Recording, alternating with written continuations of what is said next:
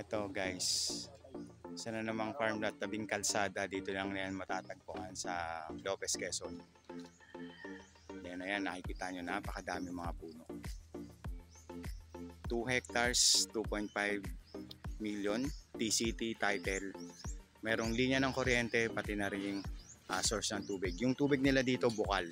So pag binaba mo yan, area na yan ay nandun po yung sariling sapa nasa loob ng property. Then ang daming bunga ng ano nito. Nasa 500 na puno ng nyog. Tapos may Gimelina, mahogany. Tapos meron din saging. Marami dito. Ayan. So tawag lang kayo sa mga interesado dyan ng property. Mag-invest na kayo sa farm. Okay?